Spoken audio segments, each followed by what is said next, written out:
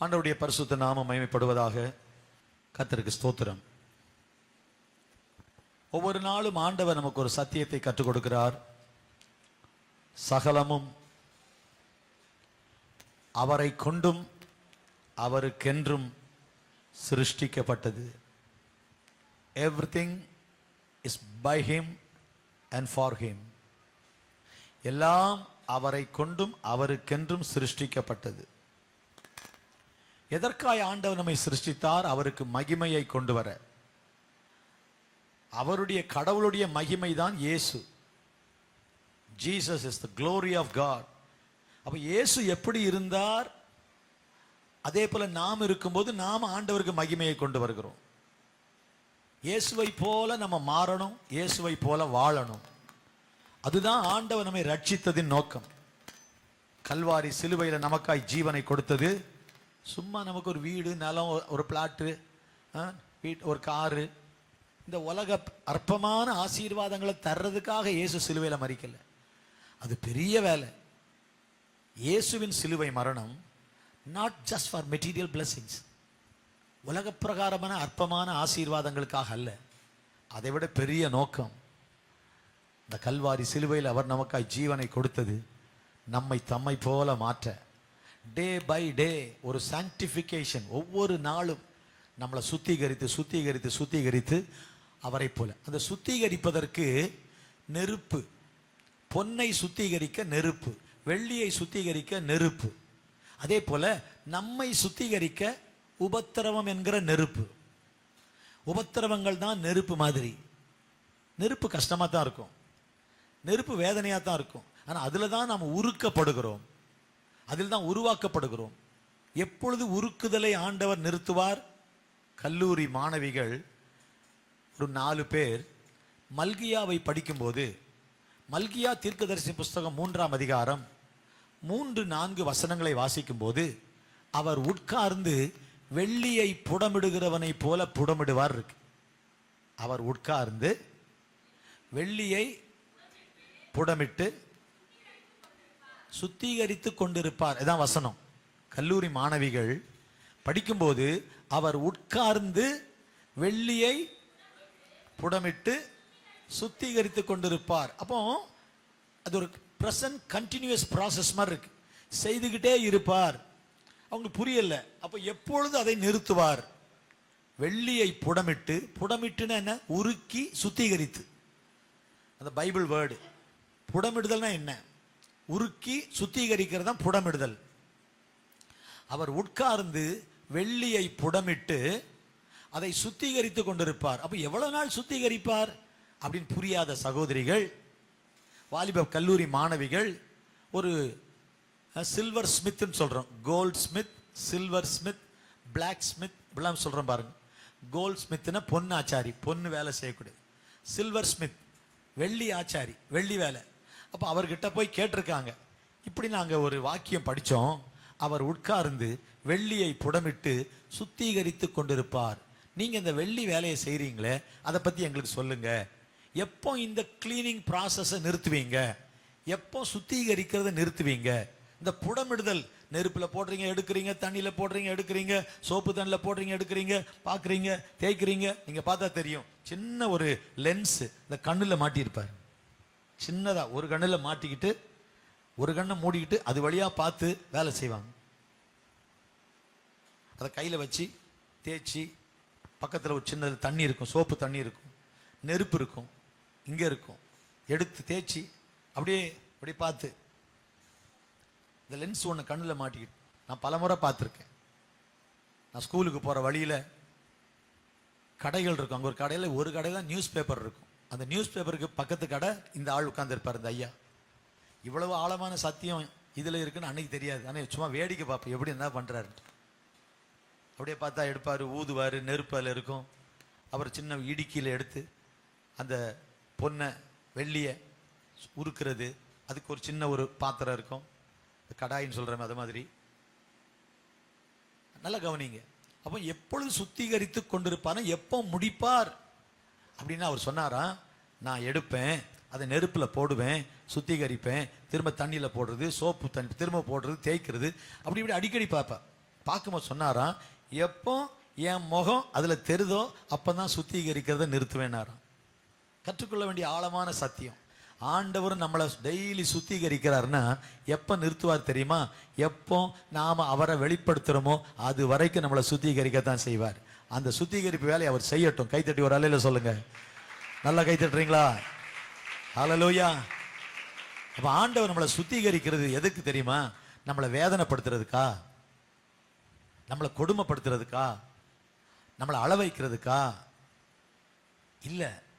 அழுக சில வேளையில வருது, நெருப்பு மாதிரி சோதனை வருது, ஐயோ தாங்க முடியலையே நினைக்கிறோம்.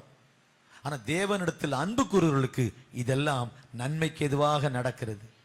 எல்லாத்தையும் ஆண்டவர் நம்முடைய நன்மைக்காக அனுமதித்து நம்மில் ஒரு மாற்றத்தை உருவாக்குகிறார்.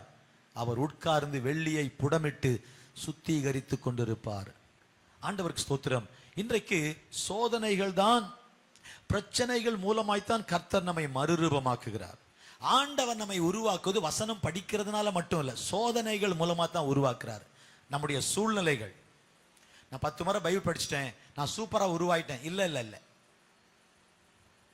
பைபிள் படிக்கிறது நமக்கு தகவல்கள் சொல்லுது, இப்படி இருக்கணும், இப்படி இருக்கணும், இப்படி இருக்கணும், இப்படி இருக்கணும். அப்படி இருக்கிறதற்கு என்ன செய்யறாரு ஆண்டவர்? சுத்தியல் எடுக்கிறாரு, உடைக்கிறாரு. ஒரு அழகான சிற்பத்தை உருவாக்கணும்னா அந்த ஆர்கிடெக்ட் இல்ல, ஆர்கிடெக்ட் அந்த சிற்பி அந்த கல்லு அப்படி கொண்டு இறக்கி போடுறாங்க.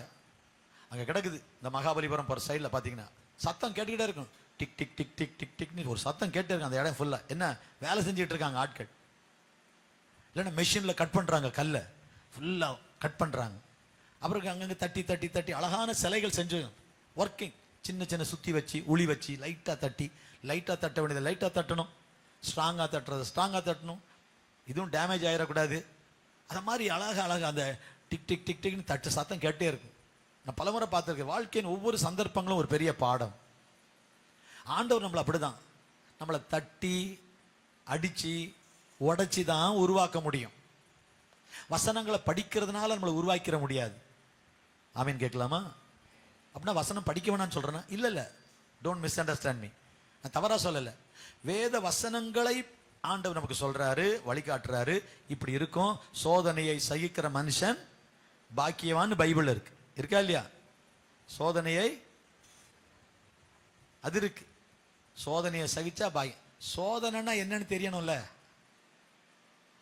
சோதனையை சகிக்கிற மனுஷன் பாக்கியவான்னா உங்களுக்கு சோதனை தெரிஞ்சிடாது. சோதனை என்னன்னு தெரியணும்ல. புரியுதா நான் சொல்றது? அப்போ ஒரு சோதனை அனுப்புனா தான். சோதனைனா என்ன? சோதனை வந்தா தான் வேதனை. சோதனை மூலமா சோதனையே வேதனை தான். சோதனையினுடைய வெயிட் எப்போ தெரியும்? வேதனையா தான் இருக்கும். சோதனைகள் சோதனைகள் மூலமா தான் உருவாக்குறாரு. டெஸ்ட் வேற, டெம்டேஷன் வேற. நான் அடிக்கடி சொல்றேன், God will test you, the devil will tempt you. தமிழ்ல சோதனைன்னு போட்டிருக்கு. நான் கொஞ்சம் மாத்தி சொன்னா, கர்த்தர் உங்களுக்கு பரீட்சை வைப்பார், பிசாசு உங்களை சோதிப்பான். பிசாசு தீமையினால சோதிப்பான், உங்களை எதுலையாவது சிக்க வைக்கணும்னு சோதிப்பான். அதான் பிசாசு. The devil will tempt you, but God will test you. Testing, God will test to make you best. உங்களை பெஸ்டா மாத்துறதுக்கு தான் டெஸ்ட், இது ஆண்டவர். ஆனா உங்களை ஒஸ்டா மாத்துறதுக்கு தான் டெம்டேஷன், அது பிசாசு. பிசாசு நம்மளை கெடுத்து நம்மளை குட்டிச்சோவர் ஆக்குறதுக்கு அவன் சோதிக்கிறான். கர்த்தர் தீமையினால் ஒருவனையும் பொல்லாங்கினால் ஒருவனையும், ஒரு பாவத்தை செய்ய வச்சு நம்மளை சோதிக்கிற ஆண்டவர் இல்லை, பிசாசு. அப்படிதான் அழகா பேசி ஆண்டவருக்கு விரோதமா மாத்தி விட்டான் ஆதாம் ஏவாளை. அப்ப சோதனை வேற, பரீட்சை வேற. தேவன் பரீட்சிக்கிறார், பிசாசு சோதிக்கிறார். ஆனா தமிழ் வார்த்தை, இவைகளுக்கு பின்பு கர்த்தர் ஆபிரகாமை சோதித்தார். 22:1 test. God tested Abraham. Tamil வார்த்தை அங்க சோதனை போடு. தீமையினால் சோதிக்கிறவர் அல்ல, பொல்லாங்கினால் சோதிக்கிறவர் அல்ல. ஆனா சோதனையோடு கூட அதற்கு தப்பிக்கொள்ளும்படியான ஒரு போக்கையும், உங்களால தாங்க முடியாத, நீங்க ஜெயிக்க முடியாத சோதனையை கர்த்தர் அனுப்பவே மாட்டார். நல்லா புரிஞ்சுங்க. உங்களால தாங்க முடியாத அல்லது உங்களால தப்ப முடியாத சோதனை வராது. எல்லா சோதனையிலையும் நீங்கள் தப்புவதற்கு ஒரு வழி வச்சிருப்பா. there is a way to escape. யோசேப்பு தப்பி ஓடின மாதிரி, யோசேப்பு தப்பி ஓடினார் பாருங்க. தப்புவதற்கு வழி வச்சிருப்பார். கர்த்தருக்கு ஸ்தோத்திரம். நல்லா கவனிங்க. அப்ப ஆண்டவர் he knows our load limit. சோதனை வரும்போது நம்ம என்ன செலக்ட் பண்றோம், what we decide, அதுதான் நம்முடைய டெஸ்டினி. என்ன நம்ம செலக்ட் பண்றோம், எதுக்கு நம்ம ஒப்பு கொடுக்கிறோம், அங்கதான் நம்ம நிக்கிறோமா விழுந்து போறோமாங்கிறது. அப்ப ஆண்டவர் வசனங்களை படிக்கிறதுனால நம்மளை உருவாக்கல, சோதனைகள் மூலமா உருவாக்க சொல்ல வரேன். வசனங்களை வச்சு உணர்த்துறாரு, ரைட்டா ராங்கன்னு காட்டுறாரு. நம்மளை உருவாக்குறது சிச்சுவேஷன், சூழ்நிலை, சோதனை. அப்ப சோதனை நம்ம எல்லாருக்கும் வரும். எல்லாருக்கும் ஆண்டவர் சோதனைகளை அனுமதிப்பார், அதை பரீட்சை வைப்பார். பரீட்சை வச்சு வச்சு நம்ம பாஸ் பண்ணணும்னு நினைப்பார். நான் பாண்டிச்சேரியில் பேசினேன் மென்ஸ் கேம்ப்ல. 7 டெஸ்ட் இந்த லைஃப் ஆஃப் ஏப்ரஹாம். ஆபிரகாம் வாழ்க்கையில் 7 டெஸ்ட் ஆண்டவர் வச்ச டெஸ்ட். 7 டெஸ்ட் வச்சார் ஆபிரகாம் வாழ்க்கையில். ஆதியாகமம் 12 22 7 டெஸ்ட். கடைசி டெஸ்ட் தான் ஃபைனல் டெஸ்ட், அதோட ரெஸ்ட். ஆனுவல் எக்ஸாமுக்கு பிறகு 2 மாசம், அப்புறம் no test for Abraham. 7 test in the life of Abraham. What made Abraham a friend of God? 41:8 ஏசாயாவில், என் சிநேகிதனான ஆபிரகாமின் சந்ததியே.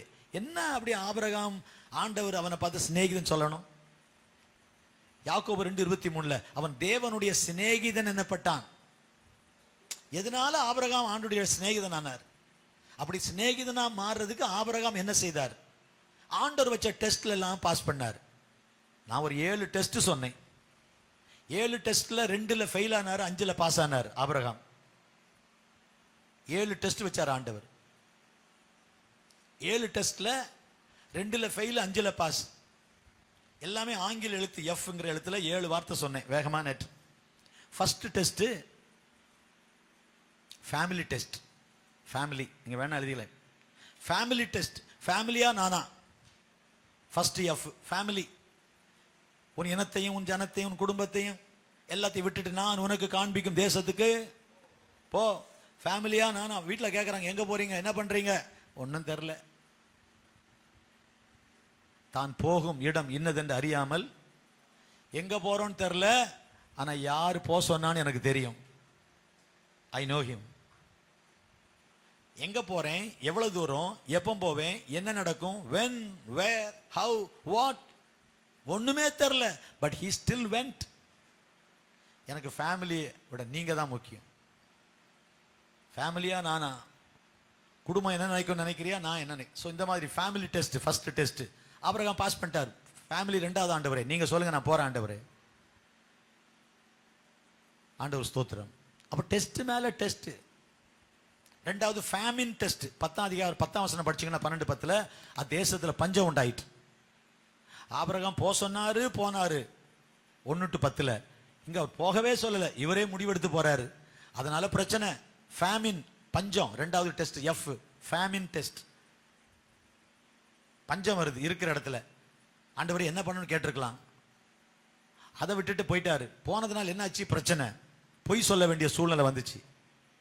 மனைவிக்கு பிரச்சனை, இவருக்கு பிரச்சனை. ஸோ ஆபிரகாம் அந்த டெஸ்ட்ல பாஸ் பண்ணல, ஃபெயில். தேவன் சொன்ன இடத்துல இருந்திருக்கலாம், தேவன்ட்ட ஆலோசனை கேட்டிருக்கலாம். இவருக்கே தெரியும் போனதுனால, சொந்த முடிவெடுத்ததுனால மனைவிக்கு பிரச்சனை. அங்க ஒரு பொய் சொல்லி, அதே பொய்யை தான் அவங்க பையனும் சொல்றாரு பின்னால. அதே பொய்யை தான் ஈசாக்கும்.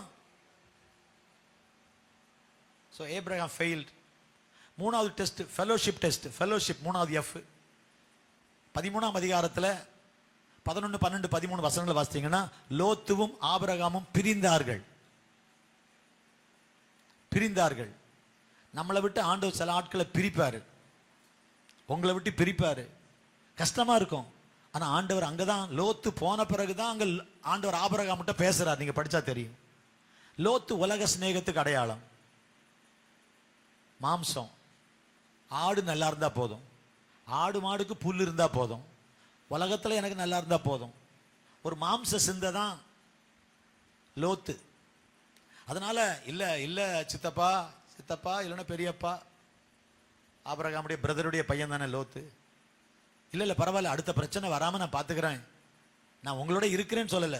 போனோன்னு உடனே கிளம்பிட்டார். யோர்தானுக்கு அருகான அந்த பூமி நல்லா இருக்குன்ட்டு நேரா போயிட்டார். கடைசியில சோதோமுக்கு நேரே கூடாரம் போட்டான். 14ஆம் அதிகாரம் 14 வந்தீங்கன்னா சோதோமுக்கு உள்ள போய் உட்கார்ந்து இருக்கிறான். நீங்க 19ஆம் அதிகாரம் படிச்சீங்கன்னா சோதோமின் வாசல்ல உட்கார்ந்து இருக்கிறாரு. எவ்வளவு பிரச்சனை பாருங்க. ஃபெலோஷிப். உனக்கு லோத்து முக்கியமா நான் முக்கியமா? நீங்க தான் முக்கியம் ஆண்டவரே. லோத்துடைய உறவு போனாலும் பரவாயில்ல ஆண்டவரே. ஆபிரகாம் பாஸ் பண்ணிட்டார் 3வது டெஸ்ட்ல. Abraham past.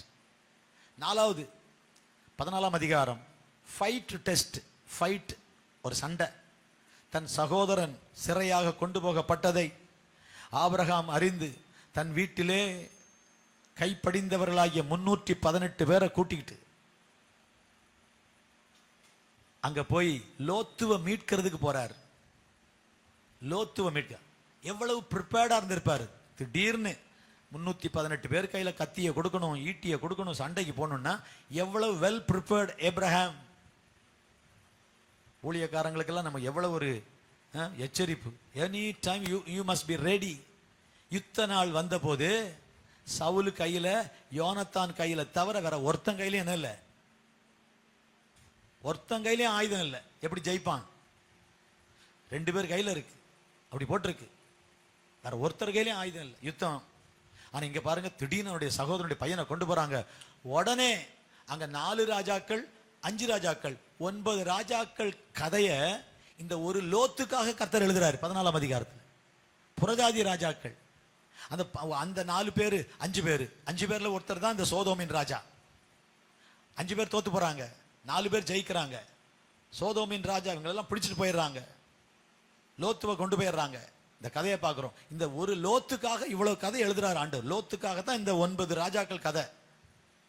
அதை கேள்விப்பட்ட உடனே ஐயோ அங்க 4 இங்க 5 என்ன ஆகும்னு யோசிக்கல. 318 பேரை கூட்டிட்டு போய் பின்தொடர்ந்து போய் அடிச்சு நொறுக்கி எல்லாத்தையும் ஜெயிச்சு ராஜாக்களை ஜெயிச்சுட்டு இந்த லோத்துவை மீட்டுக்கிட்டு கொண்டு வந்துடுறாரு. என்ன பேஷன்! சொல் பேச்சு கேட்காத ஒரு ஆளுக்காக, ஆலோசனை கேட்காத ஒரு ஆளுக்காக ஆத்தும பாரம். அவன் நஷ்டப்பட்டு போயிடக்கூடாது. இந்த ஆத்தும பாரம் இருக்கா? நாம் பண்ண வேண்டிய ஒரு ஃபைட் இருக்கு. என்ன ஃபைட்டு? ஆவிக்குரிய ஃபைட். Fight test. எபேசியர் 6ஆம் அதிகாரம். மாம்சத்தோடு ரத்தத்தோடும் இல்ல, வான மண்டல பொல்லாத ஆவிகளோட நமக்கு போராட்டம். ஸோ அந்த ஃபைட்ல நம்ம பாஸ் பண்ணணும். Fight test. அதே 14ஆம் அதிகாரம் கடைசியில் இருக்கிற 6 வசனம் வாசித்தீங்கன்னா ஃபார்ச்சூன் டெஸ்ட். ஃபார்ச்சூன் அப்படின்னா உலக பொருட்கள், உலக ஐஸ்வர்யம். ஃபார்ச்சுனர்னு ஒரு கார் போகுது பத்திரிக்கையில். Fortuner is very fortunate. அவர் ரொம்ப லக்கின்னு சொல்கிறேன் பாருங்க. அவருக்கு என்னங்க, அவர் ரொம்ப அதிர்ஷ்டசாலின்னு சொல்கிற பார்த்தீங்களா? அதை மாதிரி ராஜா சொல்றாரு, சோதோமின் ராஜா, இந்த பணம் பொருளெல்லாம் நீ வச்சுக்க, ஜனங்களை கொடுத்துரு. ஆஹா, நீ என்ன பணக்காரனாக சொல்ல போறியா? இந்த பணம் எல்லாம் எனக்கு தேவையில்லை, எனக்கு தேவை ஜனங்கள் தான். உன் பணத்தை நீ எடுத்துட்டு போ. உலக பொருள் பணம் ஆசை இல்லாத ஒரு ஆபிரகாம். கை வைத்து ஒரு அல்ல சொல்லுங்க. 5வது ஃபார்ச்சூன் டெஸ்ட். Abraham past. அவ்வளவு வேணான்னு சொன்ன பிறகுதான் 15:1 ஆண்டவர் சொல்றாரு, இந்த காரியங்கள் நடந்த பின்பு கர்த்தர் ஆபிரகாமை நோக்கி, நான் உனக்கு மகா பெரிய பலனுமாயிருக்க, ரிவார்டு, நான் உனக்கு ரிவார்டு தரேங்கிறார் 15:1.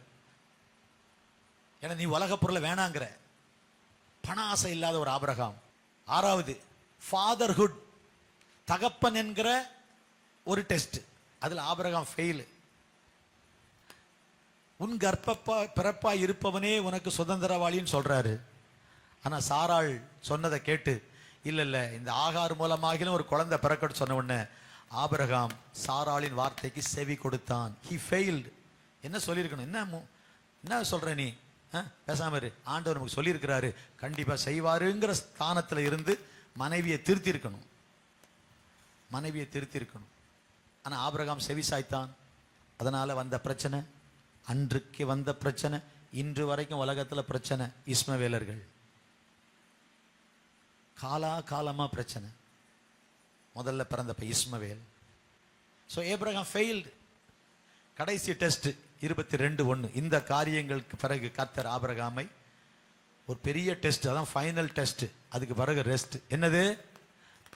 லவ் டெஸ்ட், அன்பின் பரீட்சை, இல்லைன்னா ஃப்ரெண்ட்ஷிப் டெஸ்ட். சாரி, ஃப்ரெண்ட்ஷிப், எஃப்ல சொல்றேன். ஃப்ரெண்ட்ஷிப் ஃபர்ஸ்ட் என்னது? ஃபேமிலி. செகண்ட் என்னது?